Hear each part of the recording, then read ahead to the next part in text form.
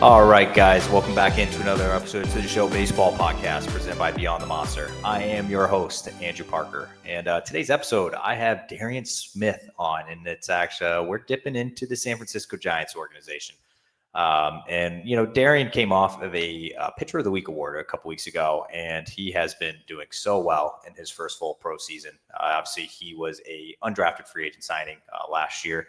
And he's gotten off to a great start in his pro career. So we do talk about that. We dive into, what's working for him, everything that's going into affiliate ball and just getting adjusted to the post-college game here. But before I do get any further, whether you're watching me on YouTube right now, listening to me on Spotify, Apple Podcasts, wherever it is that you intake your podcast, please like, subscribe. I'm making a big push right now on YouTube. It's free to subscribe right there. It means the world to me. But yeah, without further ado, let me shoot you on to the interview with Darien Smith. All right. I am joined by Darien Smith of the Giants organization. And Darien, I kind of want to start. Obviously, you're coming off of a Player of the Week award a few weeks back now. And you've obviously had a pretty good start to your 2025 year. So I do want to start with that. And how have things been going for you? And what have you noticed about yourself this year? Things are going pretty good. I think the biggest adjustment just from college to pro ball is, you're kind of really on your own. You still have guys that are with you, but you're a grown man now, and you got to get after it on your own.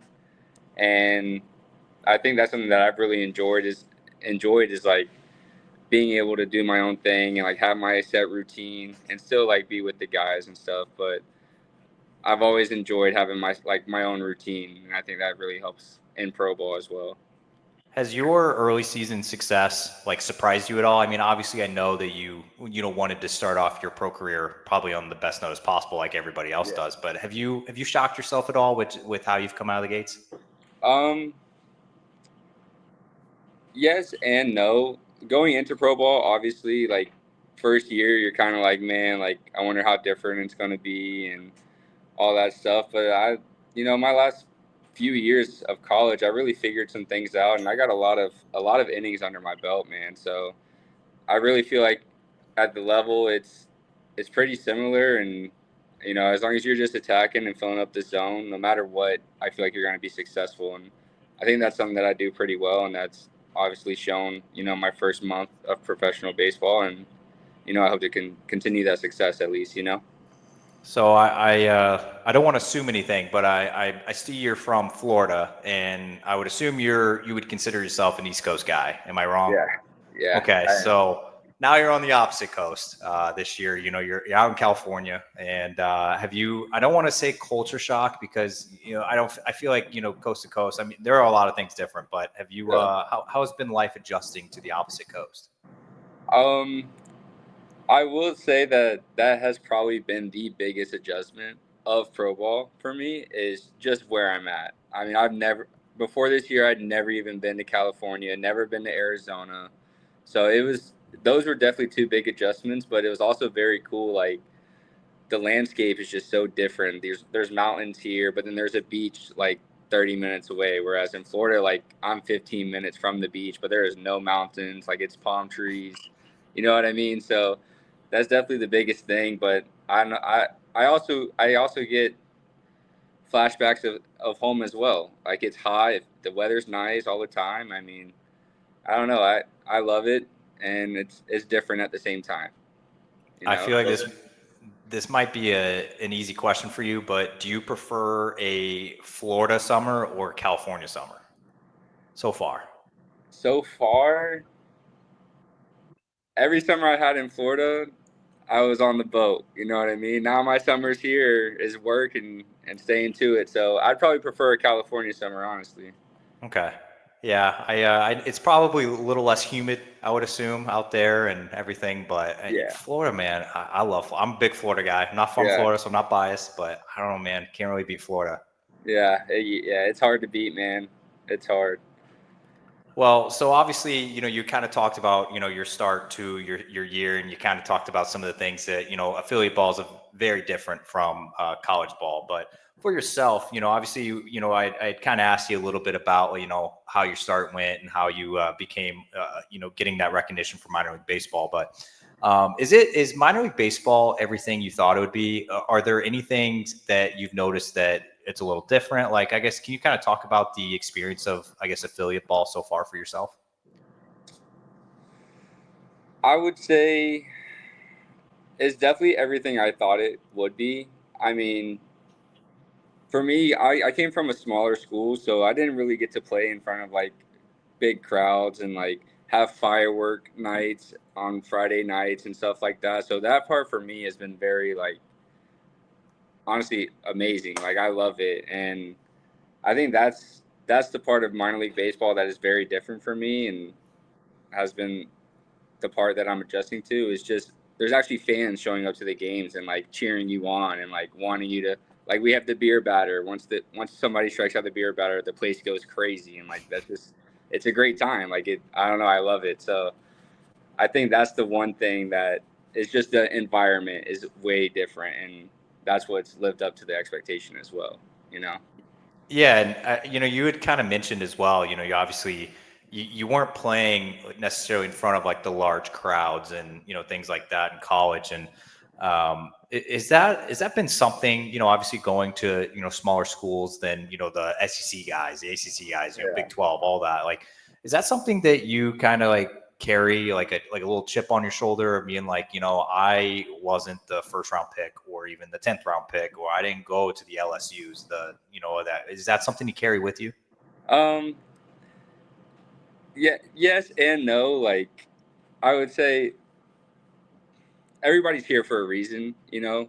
Everybody got here their own path, their own way. For me, it's funny we have a joke on the team because I'm an NAIA guy or whatever, and so like we had a joke throughout the clubhouse, and I don't know, it was just it's been good. It's been good fun, good quality fun. I'll just say that, and but yeah, it does make me want to like keep going and work hard. But at the same time, we're all here together and we're all trying to hopefully get to our end goal, which is playing in the MLB. So we're just pushing each other at the end of the day. What I don't really get a whole lot of guys that in professional baseball that played for NAIA schools. So I guess for yourself, like how was that in college, like playing at that level? And I guess what was the experience like? Um, it was I played. I started out at D1 and then went to a different D1 and then ended up at NAIA. I had a fun college journey. But yeah, from NAIA, Friday night starter to be example. Your Friday night when we're playing Florida, there's 5,000 people there. My Friday night when I'm pitching at SCU, there was maybe 100. You know what I mean? Like that's the big difference. Also NIL, like that was a huge thing. Was like you could be the top player at our school and nobody really knows who you are. You're the top player somewhere else. Obviously, everybody knows who you are, and like rightfully so. The brand and the advertisement and stuff that the big schools get compared to what we get. But I will say there is quality baseball in NAIA as well. I mean, we had 7 guys from my team alone get signed this past year. So, and I think that was maybe a record. I don't know. But yeah, we had a very quality team, and I felt like we could have competed at any level for sure. Yeah, it's something I like about minor league baseball. It's like, you have guys from so many different backgrounds. You got undrafted guys, you got first round picks, you got, guys from small colleges, from big colleges, whatever it is. And, it not all paths are linear. They're not all the same. It's like Sure. everybody comes from somewhere different. It's For very sure. unique. But all right. So for yourself, obviously you getting started this year in your first full season. You had your first professional off season. What were you up to? How did you spend it? Yeah, I worked out at this great place called Cortex Sports Performance. It's in Jacksonville, Florida, my hometown. Uh, my guys Tom and AJ, those are my 2 trainers. I mean, really know what they're doing. They work out with some of the most premier athletes that you can think of. Josh Allen, Anthony Richardson, guys like that, Brock Purdy. So it's definitely a great spot to be. We work out 4 days a week, and yeah, I mean, it was just getting after it from October until leading up to spring training, and I think it was a great off-season camp for me. I put on a little bit of weight, some good weight, and I felt very healthy and very strong going into spring training, and that definitely carried over for sure.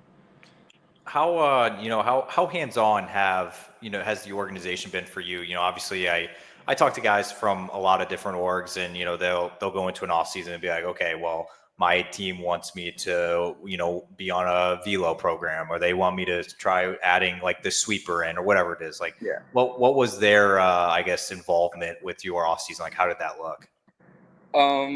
So we had an exit meeting like right at the end of the summer, right after I signed, and they kind of just told me, hey, we want you to pitching wise, we want you to add maybe a little bit more horizontal on the slider, and weight wise, we like where you're at. We want you to try to stay around the 205 range, somewhere around there, but they just keep working, really, just keep going. And that was like the biggest motivation right there, was like, all right, they've seen what I'm doing.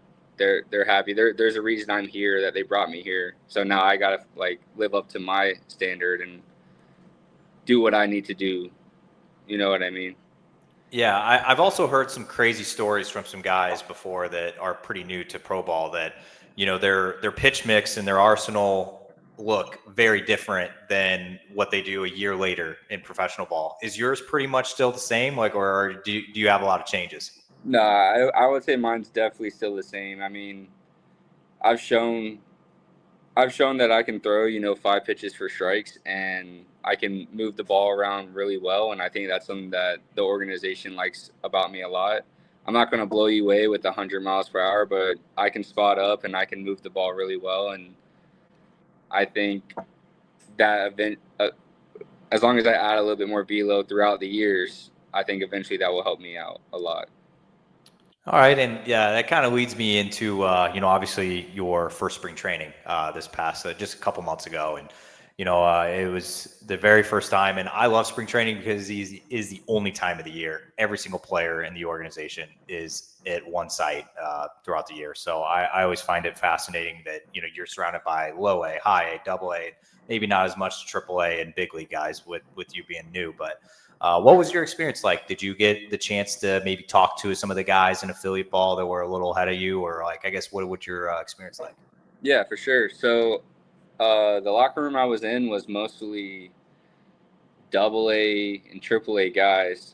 So I was definitely able to like kind of pick their brains a little bit, and like before even coming into it, asking them like, hey, like what's the routine like? What's game day like? What are the apartments gonna be like? All these basic questions, and everything they really told me was right on to how it is here. And spring training wise, I mean, it was a great time. The summer before spring training, when I was in Arizona, everybody always talked about like the weather, spring training, how great it is, and also how hectic it is with all the guys there. And that definitely lived up to the hype as well. But it was really cool to see. I mean, you kind of get to stack yourself up against people and, see where you're at, where other people are at. And I don't know, you get to see everybody working. And I think that makes you want to work harder as well. And like you see guys that are double A or triple A knocking on the door, that makes you want to get there and, work your butt off to get there. And that's what it did for me. I think it just pushed me more, for sure. Yeah, I feel like the next spring training for you, you'll probably appreciate different things because you won't be the rookie deer in the headlights. Possibly be like, this is my first one, but next year I feel like you'll be a vet at that point. All right, so we're recording this right now on a Monday, which is the off day for minor league baseball, and I usually tell guys that it's okay if you guys don't want to record on Mondays. I totally get it. It's your only day off during the week, but my question to you, if I'm not making you do one of these or it's not raining outside, what are you doing on your Monday off day? Oh man, I'm probably just kicking back and chilling and letting my body rest up a little bit. We work hard throughout the week, so I might hop on the game for a little bit. Right now, as I said earlier, watching a little bit of baseball. Can't get enough of it. I don't know how, but you know, yeah, just chilling, So man. something I didn't hear from you that I believe you're going to be in a major minority. Do you not golf? Dude, so I do golf, and a couple of my teammates are golfing right now. I don't have my clubs with me because I didn't drive from Florida. So that's definitely been a hard, because even all spring training on the off days or just whenever we got off, guys are going golfing and I'm wanting to be there, but I can't. I just don't Man, have you my got to get clubs. those shipped. You gotta you gotta do something about that. It's tough. You're even you're in California too. Like listen, I know Florida has some pretty good courses. Yeah. I don't want to compare the two states because I bet they probably have, but you're in golf country out there in Golf California country. and you're Oh, missing out on it. I've heard my buddies they talk about it every day while we're warming up. So, yeah, I'm definitely Man, missing out. That's for sure. it's not like you're up you're up playing in like New York or something like that. You're in Cali, man. That's crazy. Yeah, Yeah. every pitcher I talk to, that they say they're using their real 99 card on the show Yeah. or they are golfing on the off day. And Yeah. I didn't hear either one of those from you. I'm still waiting on my real 99, man. I sent the thing in spring training. I haven't got it yet, so we'll see what happens. Okay. All right. Well, I got two questions left for you, and I will let you slide. Sure. I asked you a little bit about this earlier, but I have it's more specific now. Obviously, going from coast to coast, like you said, little culture shock a little bit. It's a lot different. Florida, style of life. California is very, very different. So for yourself, what are some things that you're missing from home? Like whether it's like restaurants or just like, what do you miss the most? Um, to be honest with you, man, I probably just miss my family and my dog. My girlfriend. I mean, that's the biggest thing is uh, I've always had them around, and obviously this is the first year without it being all the way on the other side. Especially my mom. She's a big part of my life, so I'd definitely say that. And then obviously like fishing, like I just miss going and fishing, getting on the boat for sure. But I'm also very happy and very blessed as well. You know what I mean? Very thankful to be out here as well. So I think there's a little give and there's a little take with coming over here compared to staying over there had I got signed by an East Coast team. Yeah, I feel like that's like an underrated part of, obviously you being from Florida and all your family and everybody's down there. And it's like just the time change alone. Like you were Yeah. 4 hours behind them. Yeah. Like that. Yeah. Like trying to coordinate. My girl's going to bed at whenever she's going to bed, and it's still 7:30 here. You know what I mean? It's like it kind of sucks now. What do I do? Yeah. Yeah. That's an underrated part of it. I feel like that's something I don't really think about. Yeah. It's interesting. All right. Last question here for you. Obviously we talked a little bit about your start to the year. You're coming off Player of the Week award a couple weeks back. Obviously you've got off to a very good start. So we are in mid-June right now, and we are quickly approaching the All-Star break, which is normally about halfway point of the season, is what people like to refer to that as. So for yourself, what do you have, I guess, goal-wise, whether it's like a statistical goal, a personal goal, anything? What would you like to see yourself accomplish by the All-Star break? But I would say honestly, just keep doing what I'm doing. I feel like I've pitched really well, and I've helped give our ball club a chance to win every time I've stepped on the mound. And I think as long as I can do that, and pick them up and then pick me up, that's probably the biggest thing. We're playing really well as a squad right now, and I think we win tomorrow, we clinch the first half of the season. So, that's a pretty big thing for us, and I think that's what we really want. And I think we have a very good chance to be a really good team at the end of the year. You know what I mean? So I think for me, myself personally, just keep doing what I'm doing and what we're doing as a team. Yeah, I mean, it's quickly approaching, man. Like you said, first half is coming up quick. It's crazy how fast that went. But Darien, obviously, thank you so much for hopping on. Obviously, wishing you the best of luck as we go forward here in 2025. But thank you again. For sure. Thank you, man.